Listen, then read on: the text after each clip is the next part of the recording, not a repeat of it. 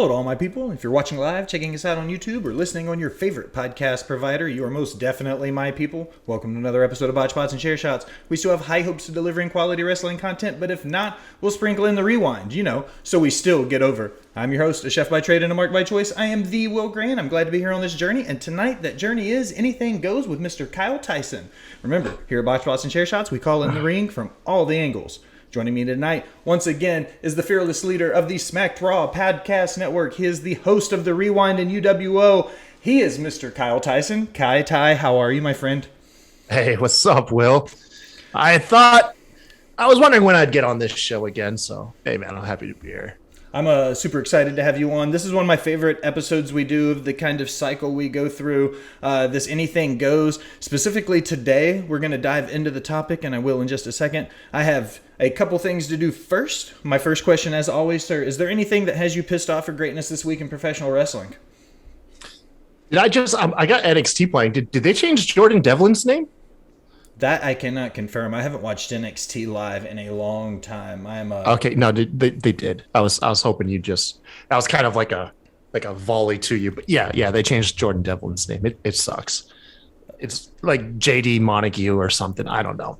I have this ongoing joke with myself that WWE has a constant identity crisis, that every time that they come up with a new character, it's like they immediately get them over and then move them to NXT or the main roster and pretend like that person never existed before. And Jordan Devlin is another perfect example of that. Cruiserweight champion. It's on the books. It was, and he had this in the record books, Ben. The great story, Jordan Devlin. The great story he had where he got it, and then COVID happened, and he couldn't get back over here, so they did the whole interim thing. Then he came over and defended against Escobar. That was primo storytelling, and the kid can work. He's trained by Finn Balor, so for them to bring him over and just restamp him as somebody new doesn't surprise me at all.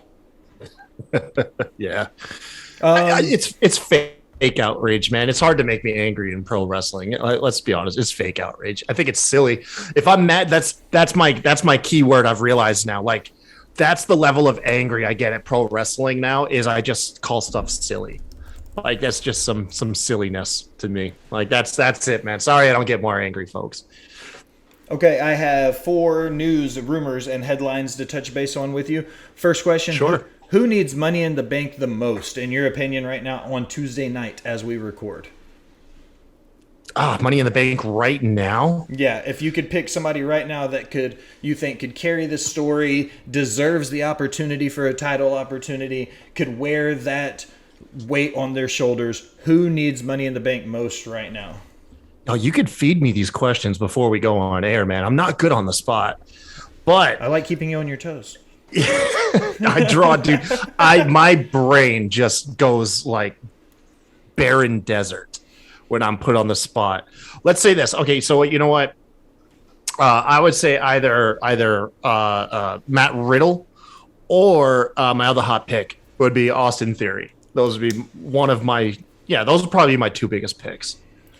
I think that my personal pick as a fan would be Seth Rollins, because I like the idea of him getting that briefcase and then being able to build the story up once Cody comes back and starts vying for that title.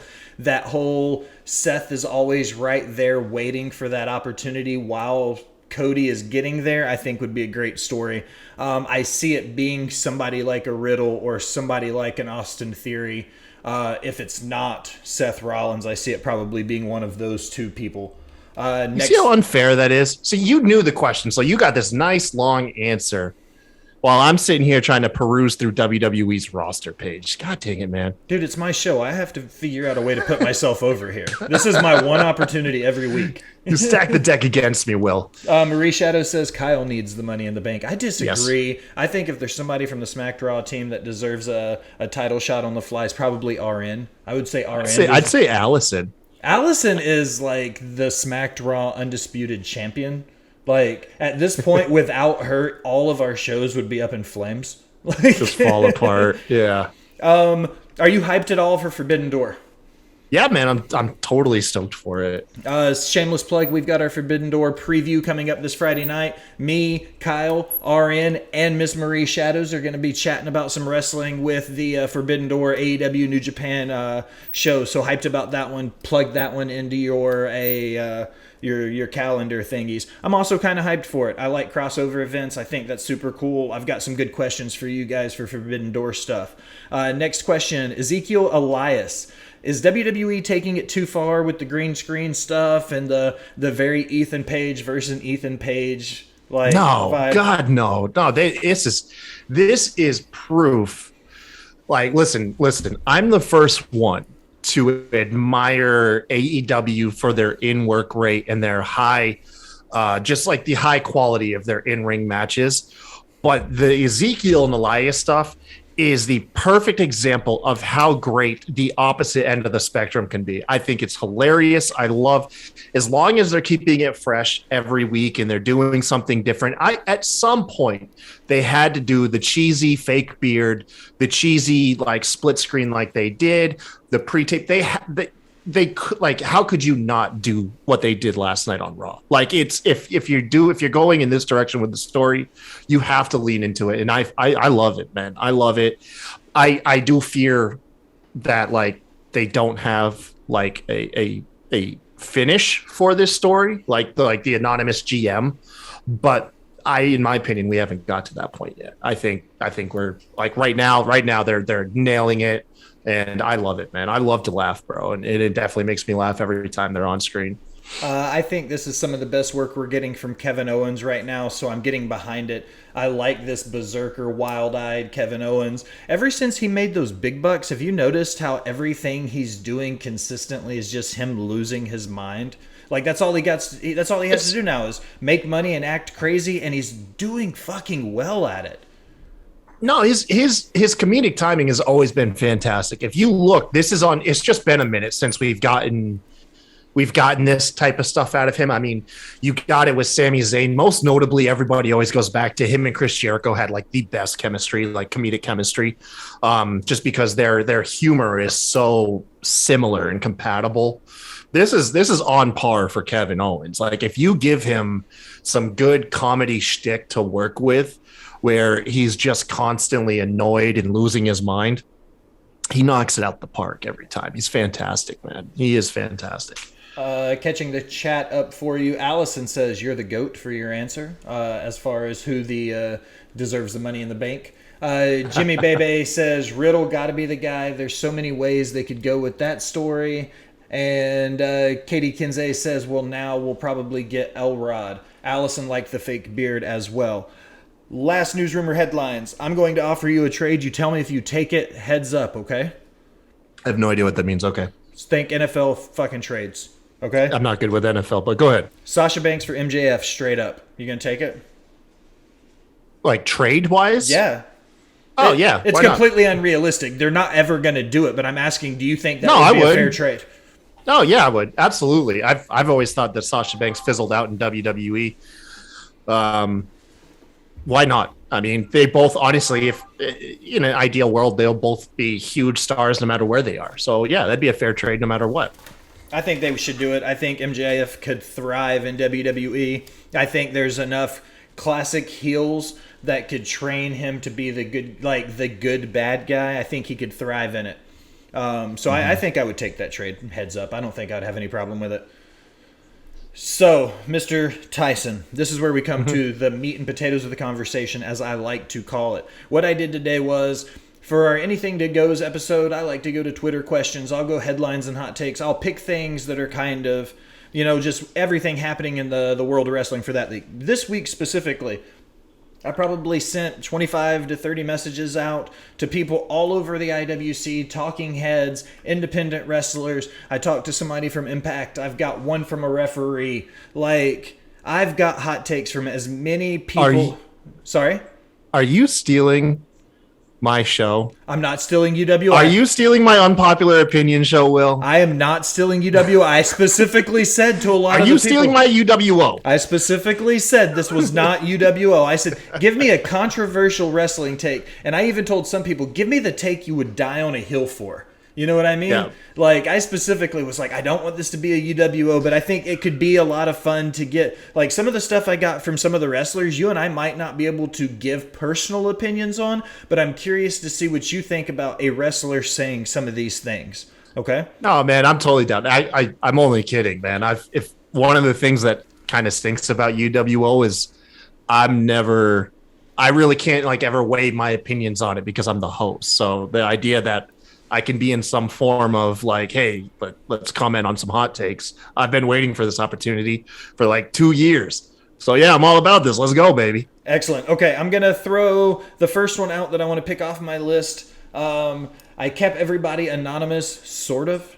It wasn't really hard to figure out who contributed if you know social media. Popular hot takes. Nice, Allison. Yeah, that was a good throw in. But the first one is Wardlow isn't that good. He's 2012 Ryback at best. He doesn't deserve a title run. Fuck off. Fuck off, whoever that is. What makes you say that? Guys, Wardlow has great potential. Ryback was unsafe in the ring. Wardlow has had a great story to work with, while Ryback was always a knockoff Goldberg. Wardlow has had a genuine long-term story that he has been working off. He has an insanely good look. He's got the man is gorgeous, and he's got great charisma. Like, he knows where the camera is. He's very talented, and he's very comfortable on screen. The only knock on him that you can have, honestly, is like his promo skills aren't the best. But I mean, sorry, man. You have one area where you're like at like par. Sorry, no, fuck off. Whoever said that shit. Like, Wardlow's fantastic. He just doesn't. AEW is letting him down right now. Like, they built him up to this perfect crescendo with MJF, and they haven't really been able to capitalize it on the several weeks since then. But that's not his fault.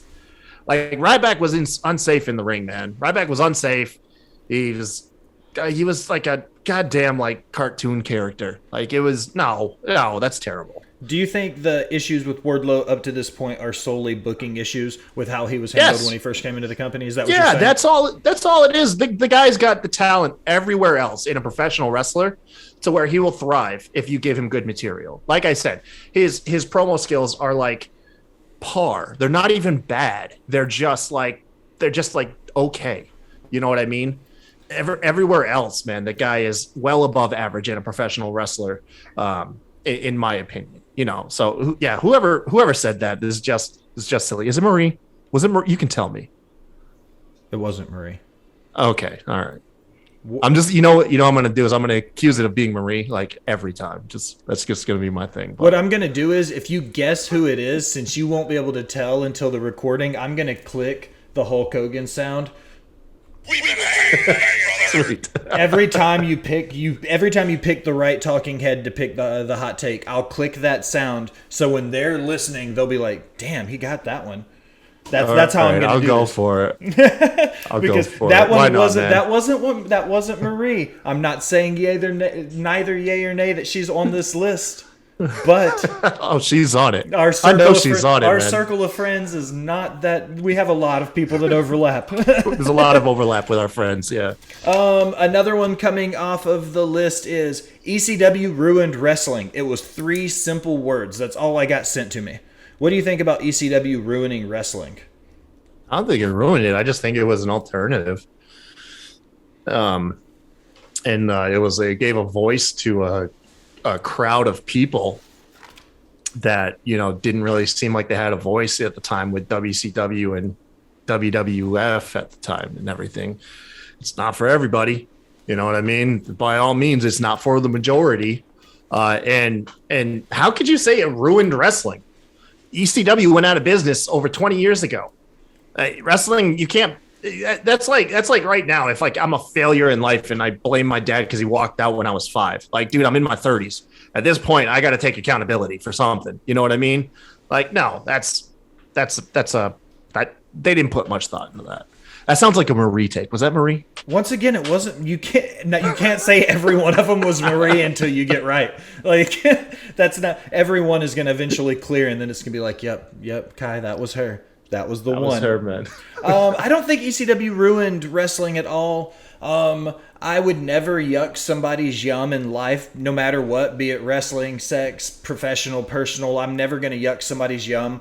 So if somebody liked that hardcore style of wrestling, completely cool. Like 15-year-old Will loved ECW. Do I like death matches now in my mid-30s? Absolutely not. You know what I mean? I like traditional Southern wrestling. Give me Flair Race 8 times out of 10. And I'm okay with it. You know what I mean? Like, I love good traditional Southern wrestling. Do I think ECW ruined it? No, but I don't necessarily feel like ruining is a hard wave to press it. That's a hard road to go.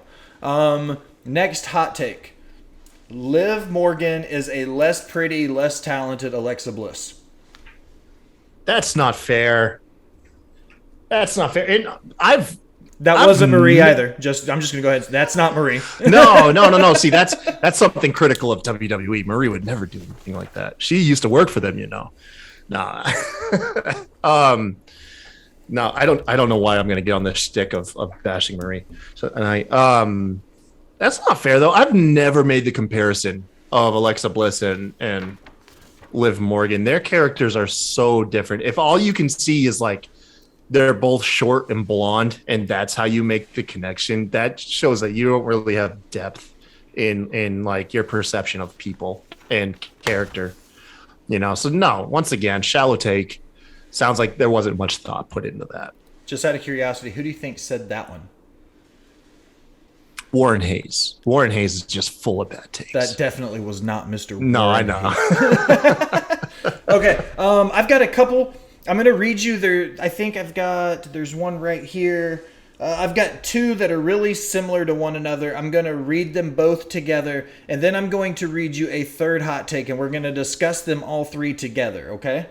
Okay, so we're going to do the three amigo of hot takes. Exactly, okay? The first one is, it's time to move the WWE women's division to a separate show. They are trying to book 50-50 male to female at the cost of storylines. Outside the top 4 or 5 women, there isn't enough talent to justify that much TV time.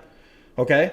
Following that, get women off the main show and get their own. NXT showed us an all-women show can't draw. Okay? So 2 people so far that have said that the women need their own brand in WWE. Okay? And okay. I'll repeat these for you if you want me to. The third take is, neither of the 2 national wrestling promotions are doing well with their women's division. Okay, so that third one, I feel like there's room for them to make an argument. Okay. You know, because that's not such a damning take, because there is room for improvement on both sides of the thing. You know what I mean? WWE only goes as deep as their main title, and then everybody else kind of just flounders. They don't really put any effort into it. And then AEW's trouble with the women's division is very well documented. As far as putting them on their own show, personally, I actually would I would tune in to an all WWE women's show. I don't think it's, how do I put it? Like, I would like that show, but I don't know how well it would get watched. Like, it's weird. I think the better take is just like everybody could do better. Like, just one way or another. I don't know if the way you do better is dedicate an entire show to the women and their own team. Maybe, you know what I mean? That'd be fantastic if done right, but I think everyone could do better. If it has anything to do with hating on women, it was definitely a Marie take. I bet you she wrote all 3 of those. Marie did not write any of those 3. Kyle, you are batting 0 for 100, brother. Look, listen, even a broken clock is right twice a day. All right. So. Amen. You truth. My 2 cents. I think that WWE proved with the all women's pay-per-view that if done and booked well, it can draw. So I'm not necessarily saying that women can't draw on their own accord. I think given the right push, given the right production value, women can thrive on their own product. Jimmy Bebe in the chat actually said one of the things I wanted to say, so I'm going to give him mad props for it. Give them their own show while still highlighting championship feuds on the main roster, which I think is something that could be done easily. That wouldn't be hard to execute. Here's a thought. Send NXT 2.0 to that third hour in Raw, and then give NXT's time slot to a women's show. I absolutely think that would be a great idea. There you go. Get women off the main show and get their own. NXT showed all women's shows can't draw. See, like I said, the pay-per-view sales showed that when booked right, they can sell an all-women's show. So I think that one's kind of off. That neither of the two national wrestling promotions are doing well with their women's division. I completely agree with the third take on that one, because after handling some stuff with Impact over the last few weeks and working directly with them, I think some of the things that Impact is doing for the Knockouts division puts them above AEW and WWE in some cases. And I'm not being a homer because I've got to work with them a lot in the in the current stage, but at the same time, because I have got to work so much with them, I've gotten a lot of information and like talk from the locker room. So I feel like having that firsthand that the Knockouts locker room is thriving right now when a lot of other parts of the women's wrestling division seem to be floundering. So I do agree. I don't think the top two promotions are doing well. I would definitely say Impact, which is easily the 3 or 4 in the country, has the top women's division right now in professional wrestling. So that was 3 lumped together about women's wrestling. See, I don't agree that Impact has the best women's division. I still believe that WWE has the best, honestly, the best, like most talented roster per capita. Like, just, you know what I mean? Just if you were to throw a dart on the entire roster of WWE, chances are it's going to land on someone super talented. It's just that they don't let them. They're like all throttled. You know what I mean? They're throttled to like 50 to 60% at best. So I don't necessarily agree with that, but I will say that any criticism I have of NXT has nothing to do with their wrestlers. It's their production and their TV slot. You know, their production, I went in on this last night, it reminds me of the still of the like empty arena era and stuff, and that just turns me off. I want nothing to even give me a whiff of like the pandemic era.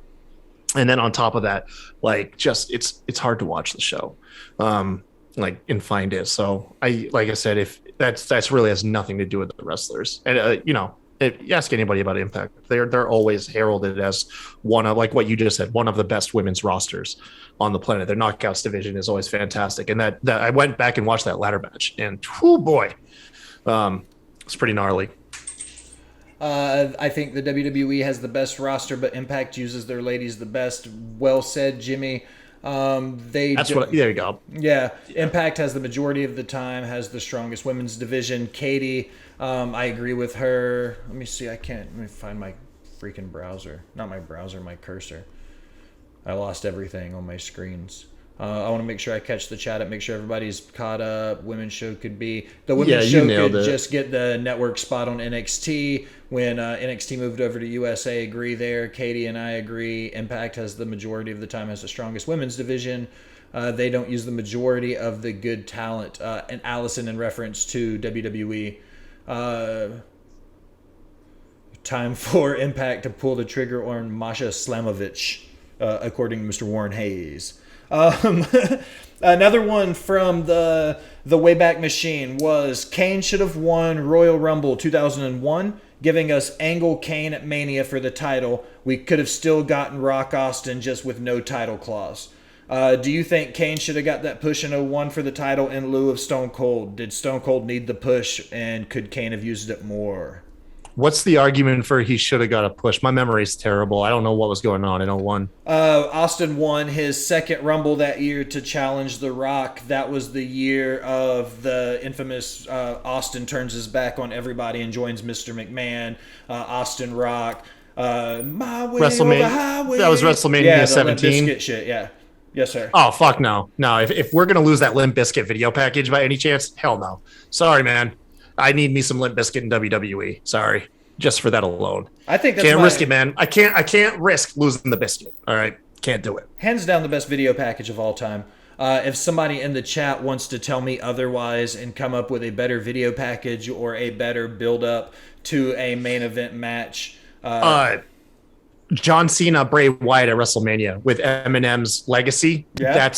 That deserves mention, bro. Like that shit hit really hard. Yeah, that deserves some attention. Yeah, I don't think that one. I think that Angle Kane could have been a great match. I don't think that would have been a problem.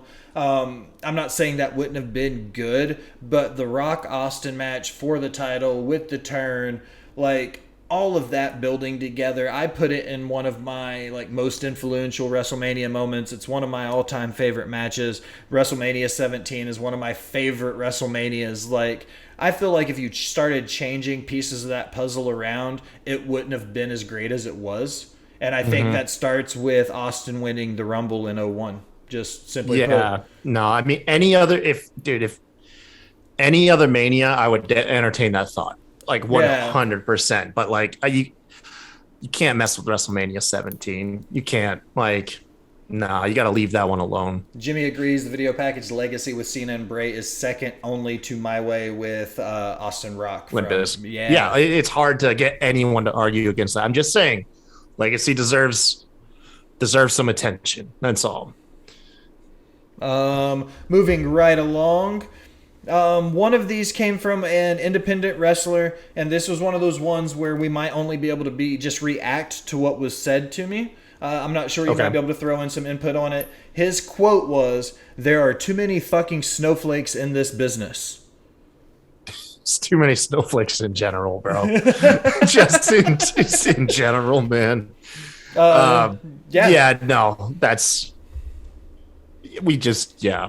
People have a hard time with just going like, that's their opinion. All right. And then moving on, like that's a very difficult thing for a lot of people to do. So, I agree. I think that in general, people need to have thicker skin, but that comes from somebody who has relatively thick skin. Like, I usually don't take shit too personally. But that doesn't necessarily mean name calling is the move either. I think there's a somewhere in between that gambit that we could fall in. Moving right along on my list, the death of kayfabe was the worst thing to ever happen to pro wrestling. I don't know, man. I think Katie Vick was. You think what? Katie Vick, like Triple H raping a mannequin. I think that was pretty bad. That was up there, man. I'm sorry. It's the death of kayfabe anyways. Like,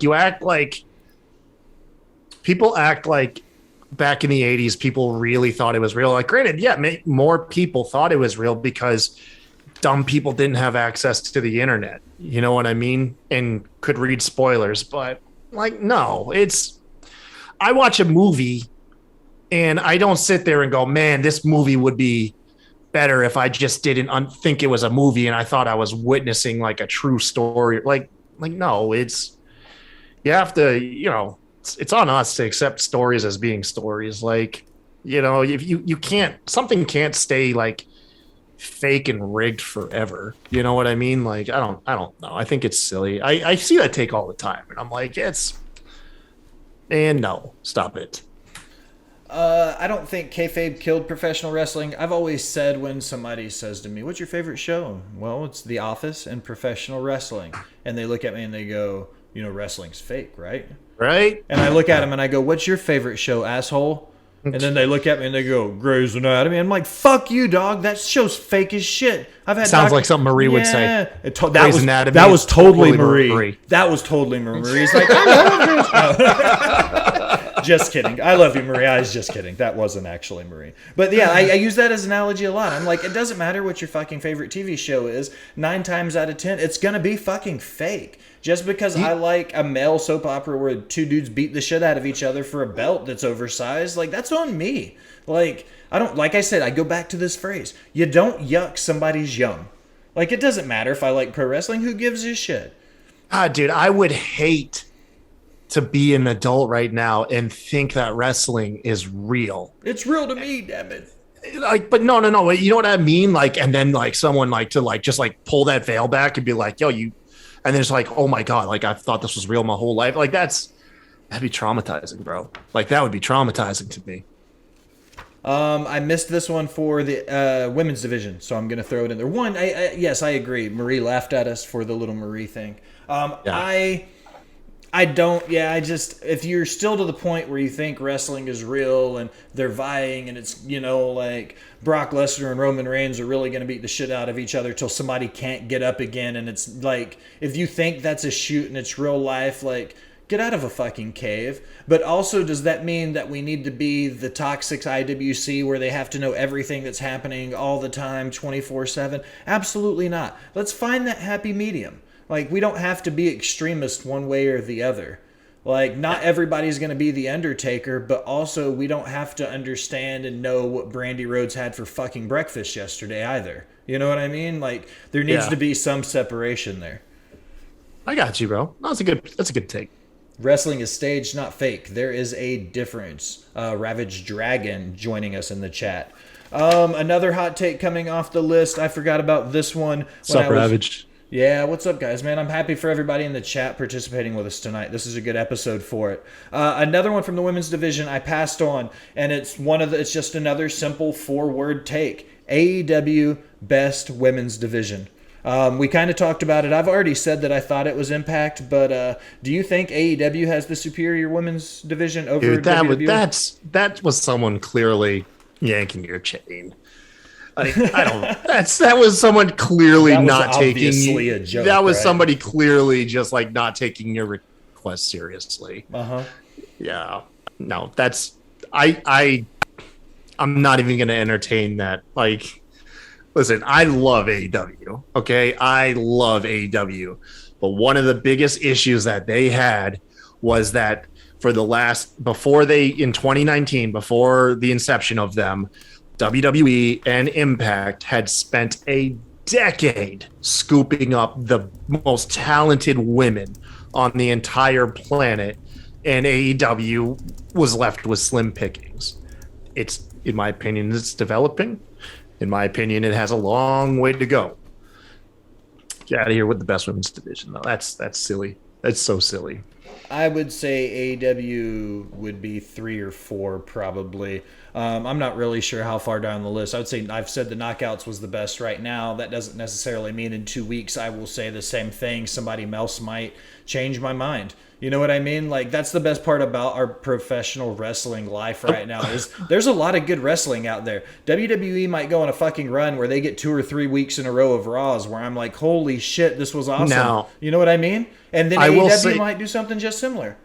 Yeah, no, I will say this, though. I will say that with them having Serena Deeb and Athena, you have 2 of the most talented women on the planet. Like, hands down. Serena Deeb, I think, is one of the most technically gifted and characters and in-ring ability. And then I always said that, like, Athena, former Ember Moon, is one of the best women in the ring. The fact that she has such a high success rate with hitting that oh God, what's the name of her finisher? That flying Stone Cold Stunner she does. I'm not even gonna know. I've probably got it written down. It's got a cool name. I told you, man, my brain on the spot just goes blank. Anyways, the fact that move could so easily get messed up, like just ridiculously easy and she hits it. She's like batting at like 96% with that move is just amazing. Like, no, I love it, man. The Eclipse. Thank you. Yeah, Thank Eclipse. you, Katie. Katie's always getting me out of the jam, dude. As I pulled it up on my phone, I was going to say it, then I saw it pop up. Katie knew Eclipse. Okay, just for the chat, so they hear me say it out loud, I put it in there. Give us your takes for a feature coming up. I'm going to read one more off my list, then I'm going to go to the chat and get some from the chat for everybody, okay? My next one for you, Kai, right now off of my list is going to be, there's no other options. Roman can't lose the title right now. If Roman loses the title, it weakens everything they've built for the last 2.5 years. They've got no choice but to keep it on him because there's no real options to drop the belt to. The show goes on year round. It's not like WWE has a season finale. No matter if Roman loses the belt now, if he loses it down the road, let's be honest now, they're not going to get someone to Roman's level by the time he loses that belt. No matter if he loses it now, he loses at Mania. You can lose it. What do you mean he can't lose it? Do you mean like WWE is going to go under? Just no, it's just a hard act to follow no matter which way you shake it. There is like an ideal person, in my opinion. I think it's Cody. I think after Hell in a Cell, like Cody is the man, like the best choice, but that's a long wait, for that to happen. And then who's to say that our opinion doesn't change by the time he comes back? So now he could lose it. It's just, no matter what, it's going to be a hard act to follow, dude. Wrestling goes on 24/7, 365. It's okay.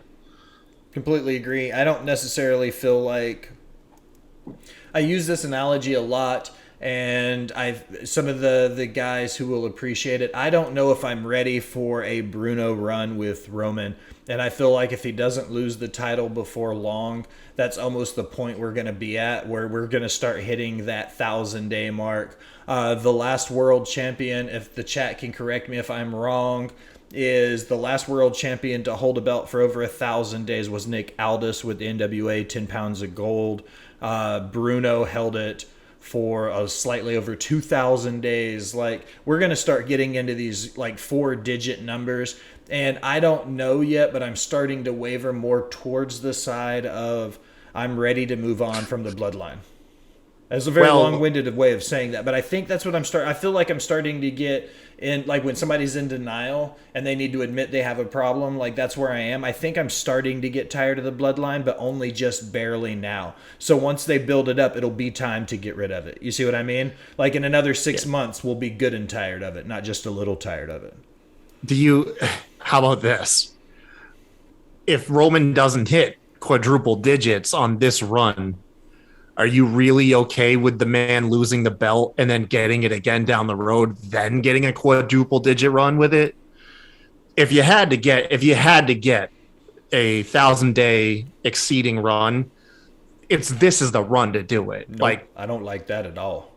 But what I'm saying is like, okay, but you had to pick one. Yeah. If you had to pick one, is it this one, or does he lose the belt and in a couple of years you get Roman with the title for another 3 years? Quick, can somebody give me the number real quick? I know it's highs. Are we into the high 600s, low 700s yet as far as his run? Do you know? We're almost 2 years in. Yeah, we are almost 2 years in. So we're coming close to that 700-day mark, maybe. Exactly. Okay, I think that pushing for another year to Mania might be the best move. So we might hit quadruple digits there, because I think pushing to Mania, building back, letting Cody win, let Seth win Money in the Bank, let Cody win Royal Rumble, build the next WrestleMania with Cody building for the win, with Seth looming in the back, just like I talked about at the open of the episode. I don't see how you could get 9 months out of good TV out of that story and be upset about it. I feel like that's the direction they can go. But what do I know? I'm a chef who calls himself a mark. Like, what the fuck do I know? Okay, I'm going to turn to the chat. There's a couple hot takes in here for us to chew on. The first one is you need to make the choice between Bret Hart or Ricky Steamboat. You know what? I got to go with Bret Hart, man. He does my intro. It's a hard one for me. Marie asked us that one. I've got Ricky Steamboat on my wall. He's one of my favorite wrestlers of all time. I think WrestleMania 7 with, or not WrestleMania 7, sorry, WrestleMania 3 with him and Macho Man, one of the greatest matches of all time. I think that Ricky Steamboat is hands down. He held the 10 pounds of gold. He was a great IC champion. He actually only held the IC belt like 63 days. But he was still a great champion, 10 pounds of gold. I don't, however, think he's a better in-ring performer than Bret Hart. So I'm going to pick Bret Hart over Ricky Steamboat, Marie, on that one. Ravage Dragon says the Knockouts have the best division by far, not because of talent. It's because of their willingness to go beyond what WWE or AEW does, I'm assuming. Love that statement. I love that. I can get behind it. He can't have it forever. They have to build someone up. That's from Allison. I agree with Ravage. I think that I said before, I'll say it again, Knockouts hands out has the best women's division for sure. I agree about them, their willingness to work. Allison, I think they don't have anybody to build right now. There's nothing going on.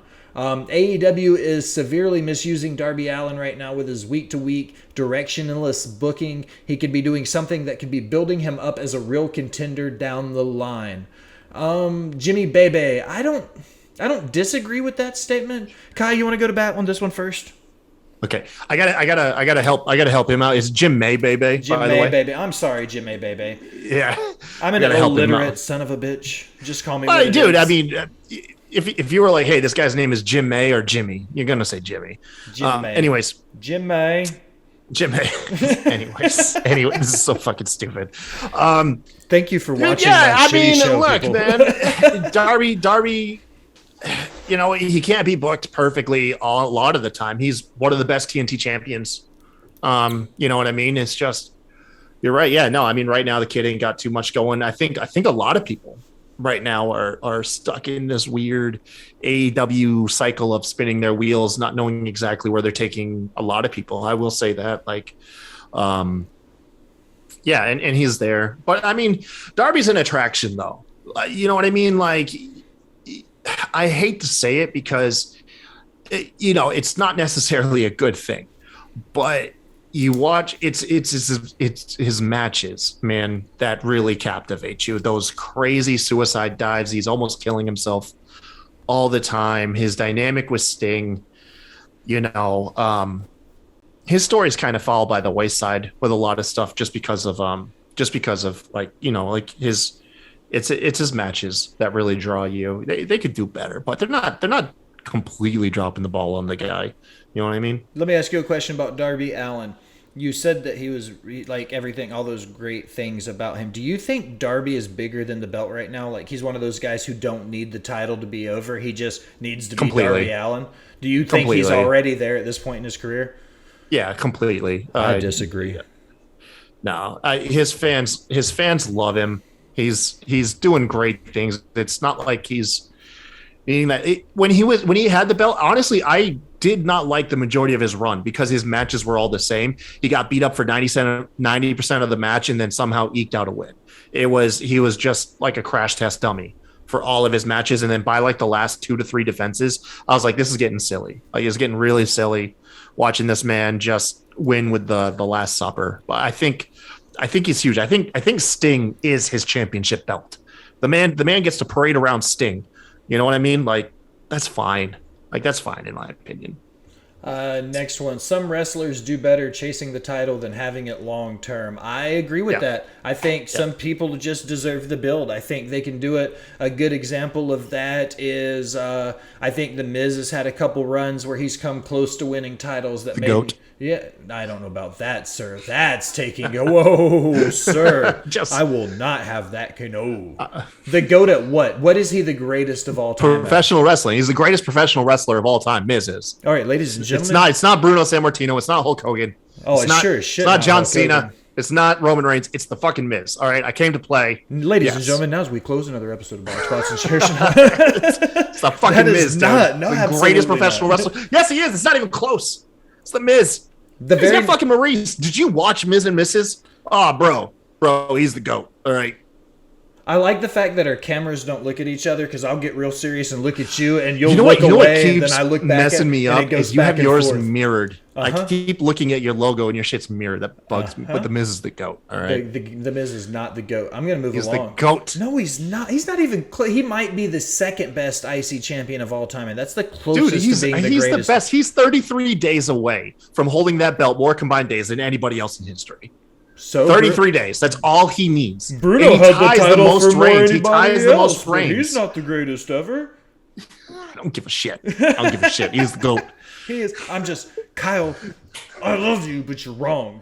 He's the fucking GOAT, man. Hot take. Separate the big belts so Roman doesn't have to pull double duty anymore and give the chances for 2 men to take the spot. That's from Mr. Yeah, let Brock win and let the belts go back to Raw and SmackDown. Let's go back to square one again. Just let him win and then let the belts separate. Just go with that. Jim May says, I don't see Roman getting to quadruple digits. The Miz needs to take the top spot and beat Roman for those titles. Yes, thank you. Ravage, you're my dude, Ravage. No. He's the GOAT. Katie Kinsey and Allison both said 660. I got Marie a Steamboat autograph. See, Ravage. See, I got the Steamboat. See, that's what I'm talking about. AEW is WWE 2.0. That's absolute bullshit. I'm just bypassing That's that one. Ravage, that's you were me and gonna do Ravage. that. Listen, buddy. I You love and I are on the bro, same page with the but Miz. All no. right, let's not push it now. Just because Let's not ruin our Maurice shit. does not make him the GOAT. The Miz is the GOAT. Maurice Shadows, did you really just say that? See, you see what I'm No. saying, man. You think you know somebody until they start saying things like The Miz is the GOAT. biz, bro. Okay, the next one off my list is the greatest in-ring performer is Shawn Michaels. He's The Miz. the only true five-tool wrestler. Do you think Shawn Michaels is the greatest wrestler of all time, Kyle? Nope, it's the Miz. No, I'll stop. Okay, listen, I'll take your show seriously. I'll stop turning this into my This is what a long running filibuster show. feels like when somebody's Yeah. in Congress. It's like The Miz. What do you think about this? The Miz? Yes. Do you- Shawn Michaels, he's up there, bro. He's up there. I'm not qualified to say who's the best outside of the Miz, but I mean he had everything, especially that run when he came back. You know what I mean? That legendary run after he came back from his back injury and just went what it was like 4 years, 5 years or something like that. But yeah. yeah, no, I mean he's up there, depending who you ask. You know, it might be Shawn, it might be Brett, it might be Ric Flair. It's probably the Miz, but you know, it's an argument to be made. My top two all time, and they usually stand in the exact same order: 1 and 1A. 1 being Shawn Michaels, 1A being Mick Foley, for two very different reasons. I do think Shawn Michaels is the greatest to do it. I agree with whoever sent this to you, or sent this to me rather. This is you understand what I'm saying. Yeah, I got you. The fact of the matter is, I think Shawn Michaels is the greatest in-ring performer. Charisma, ability, selling, facials, working with the ref, getting the crowd over. You know, being the type of heel that could sell a ketchup popsicle to a woman in white gloves and then piss her off that she let him do it. You know what I mean? Like, he was that kind of a person. Like, that's what I'm talking about. Like, he could do anything. He could make a woman that was bowling shoe, like, ugly feel, like, beautiful. Like, he could talk his way out of anything. Like, he was the best person on the mic to ever do it. I think he was the best professional wrestler. So I agree with that take. Shawn Michaels is the best in-ring performer of all time. Yes, 100%. I know you don't. Who do you think's the greatest wrestler of all time, Kyle? See, I have a hard for something like that. This is. I'll take off the joking hat here. The Miz. I don't feel like you could hit for the same reason. Like where I said that professional wrestling is a variety show, and depending on your taste is going to determine what type of matches and pro wrestling you enjoy. I feel like the same is said in like what you look for in a professional wrestler, you know? So I have a hard time saying like somebody takes the top one spot. For sure. But there's a lot of things that you just depends on what you value. I think Shawn Michaels is there. I think John Cena's up there. The Rock, Austin, all of those guys. I'm not a historian, so I'm sorry I can't bust out like Buddy Rogers or Bruno or something because I just don't know crap. But I disagree, I feel like, Kyle. I think you know crap. I think you know crap, sir. Shut the fuck up, man. But yeah, so it's hard for me to say like who's the best. You know what I mean? Like just because that's not my personal outlook. I've never been able to say like that one guy sits alone on the mountaintop. I think it's a group of people, and it just depends on what you're into.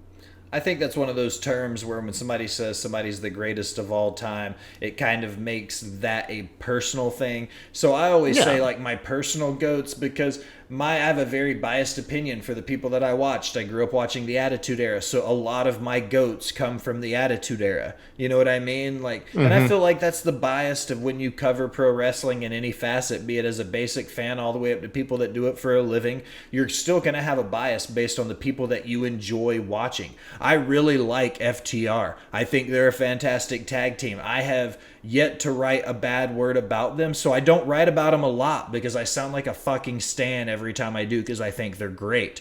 That's what I'm talking about. You know what I mean? Even at the core of it, I'm still a fan for wrestling to the point that there's some stuff I won't talk about because I sound like a fucking stan because I think they're great. And that's the point of it. When you get to the core of it, it's still like we do it because we like it. Yeah. Another one off my list. This one's a little bit more serious than some of the other ones that were thrown at us. This one was given to me, and I'm going to read it to you exactly how it was worded so there's not any confusion. It says, people of color have only 2 or 3 gimmicks. They're smiley, I love everybody, a cocky heel, thug, or dancer. That was RN. Ladies and gentlemen. We've been hanged by your brother. Okay, so what do you think? Do you think that's true? Yeah, that was definitely RN. I know RN because RN's been saying the same shit. No, look, man, it's fuck, man. I'm not qualified to speak on this. It's not tough. qualified. You see how It's a weird thing to pasty I am? say. I'm Jewish and Irish, dude. Come the fuck on. You think I got a say in it too? But here's my opinion on it. Like, he's mentioned before on my show, and he's mentioned on the Rewind, that he'll say things like "smiley Bobby Lashley." He'll talk about the things he hates about those stuff. You know what I mean? WWE plays into stereotypes. Yes, they do. Hugely. But they don't do it just with... It's in pro wrestling. Exactly. Yeah. And it goes across the board with every racing creed. They will turn... If you've got...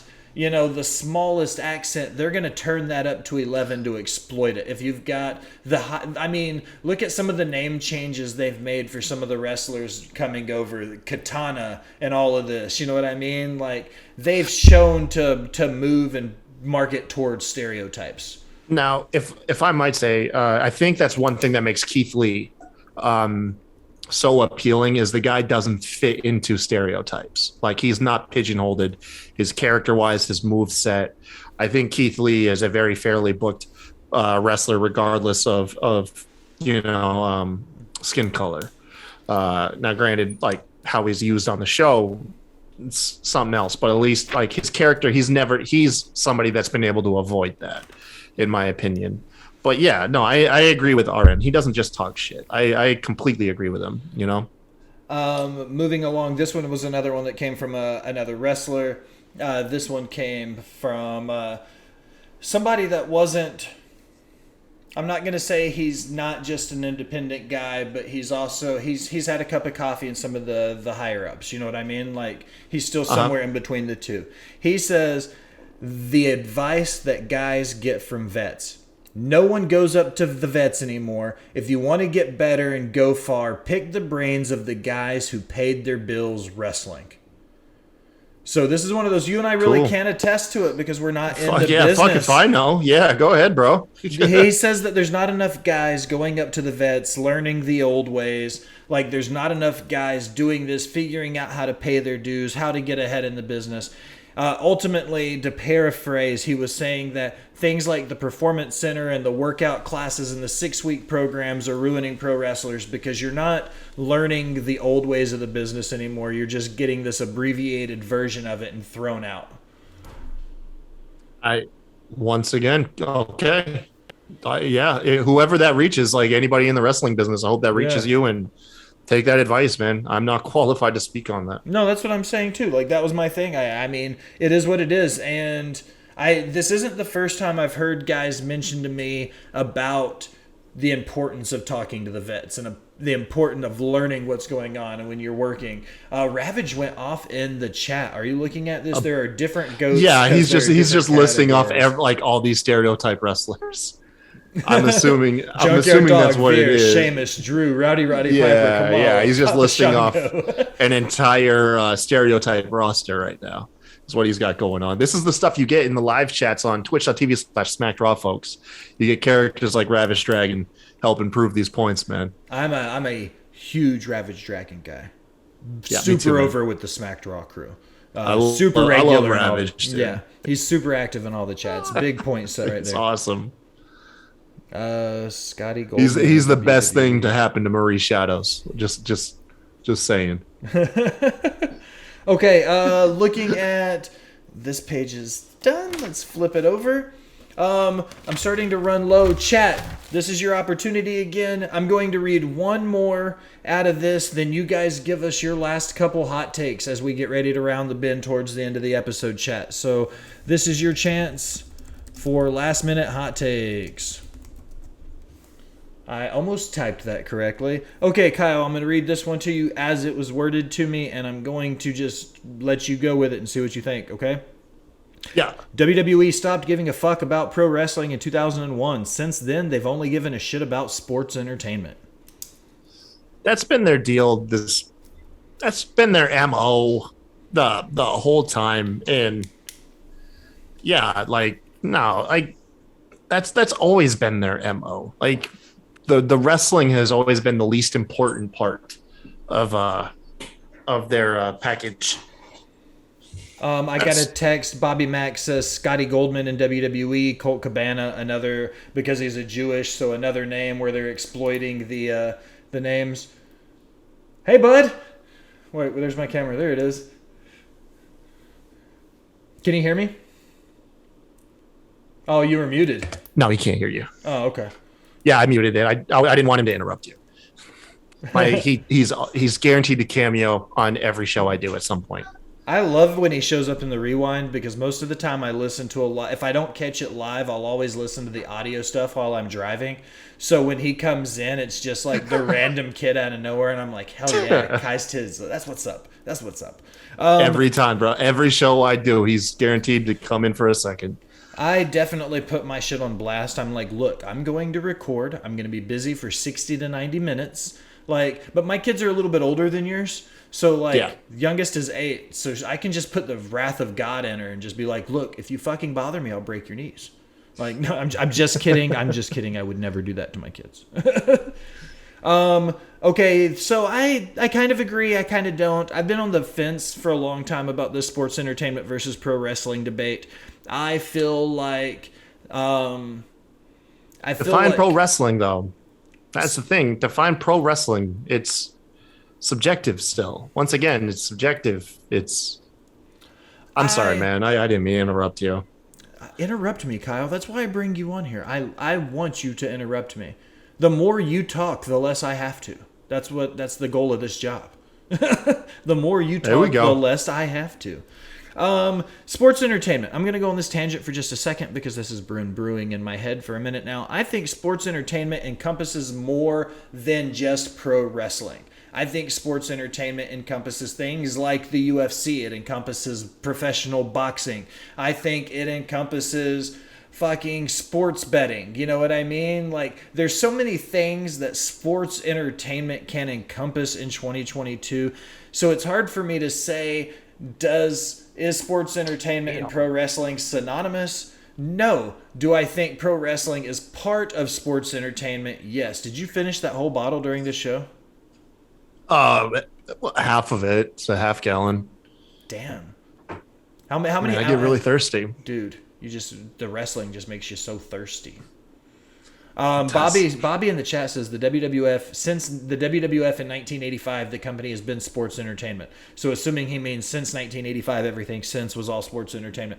And I kind of agree, but I feel like they have to go together because of the nature of the sport, which is pro wrestling. And I know you and I disagree. I know you don't think it's a sport, but I don't think if you don't think it's not.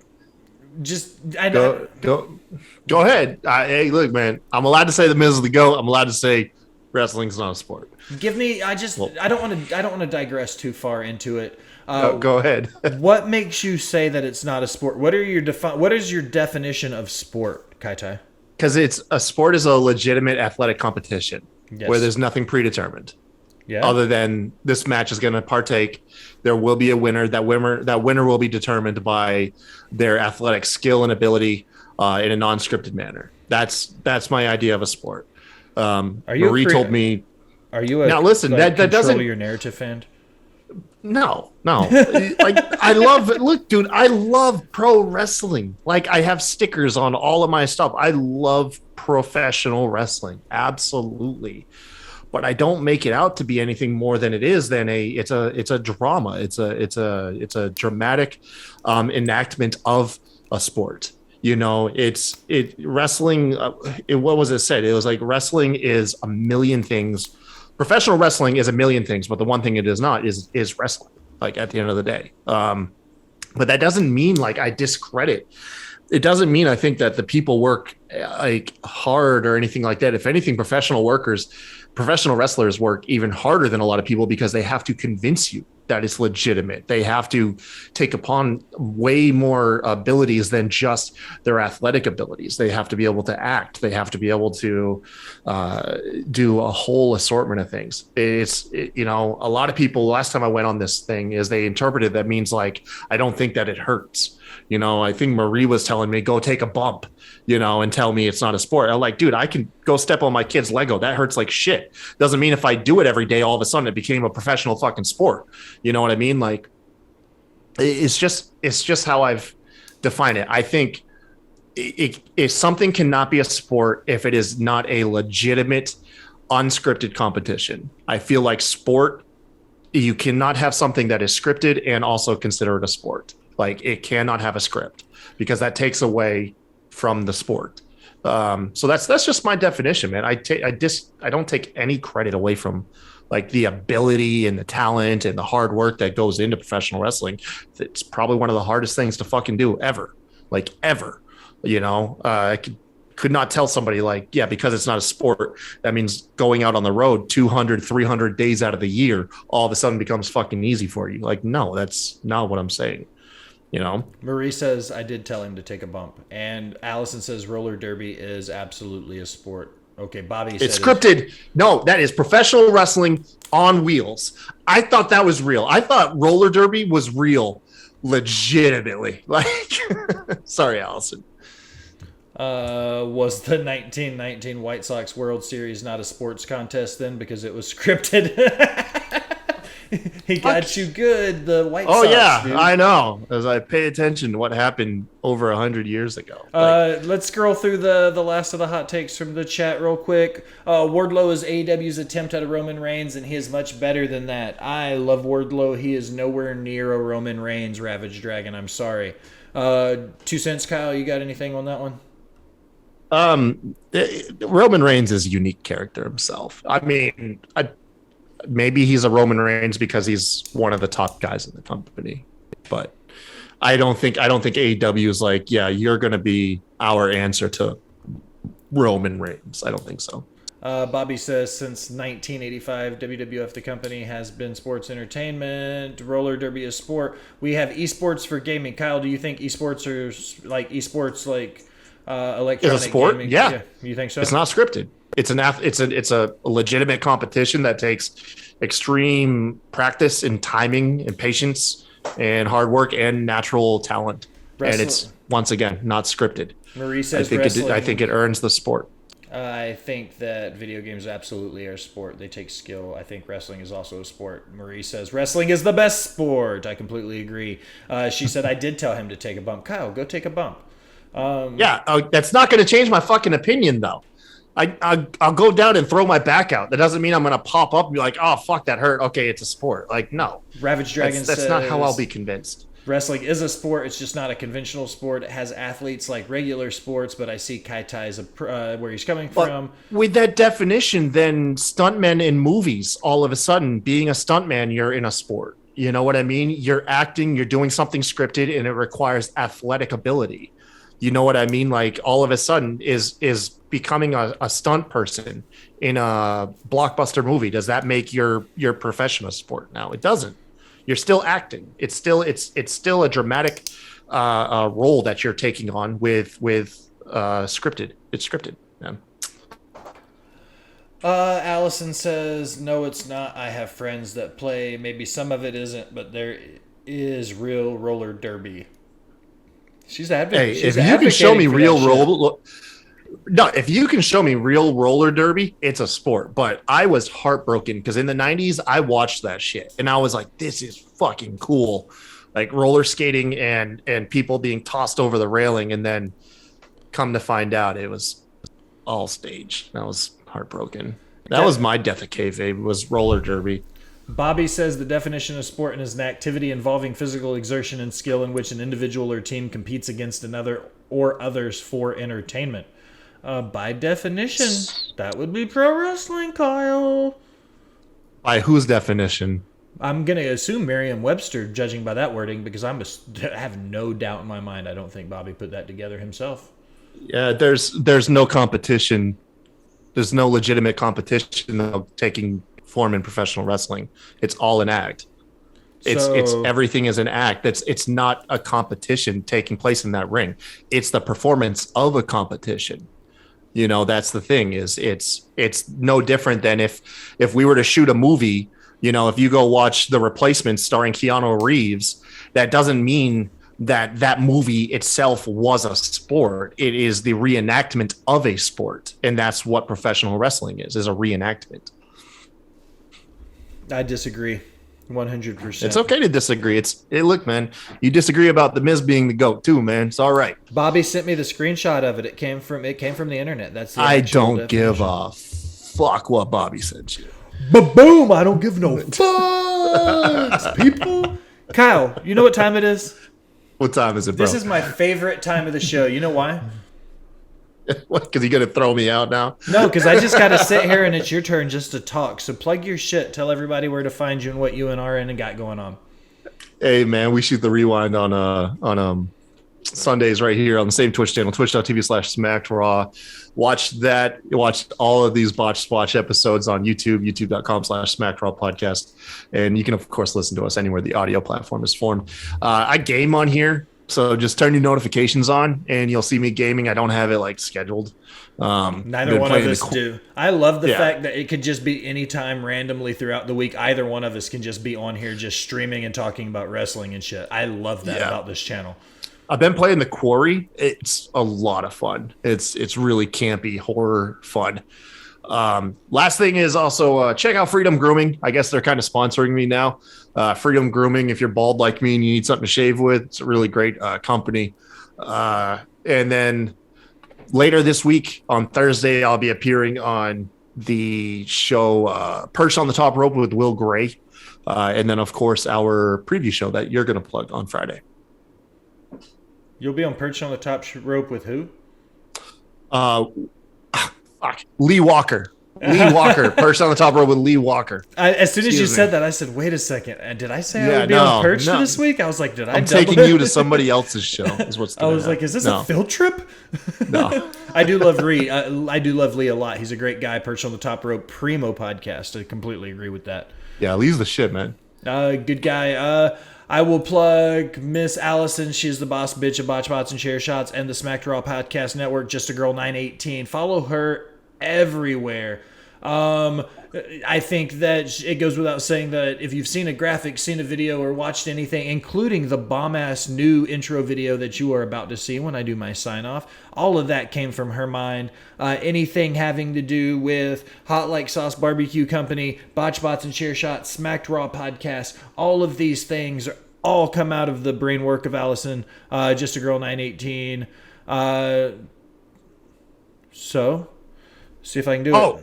Whoa, go ahead. Follow me on Twitter. Sorry, buddy. Follow me on Twitter at the Kai Tai Show. Absolutely. That was. I always forget to plug my Twitter handle. What is RN's Twitter handle? What is Mr. Mr. 8984, and you spell out Mr. It's not the abbreviation. Mr. 8984. I can never remember the last four. Ravage Dragon says, watch Kai Tai play Rocket League and Will play Super Mario Brothers. Dude, I've been playing the shit out of Super Mario World on my streams. I love that game.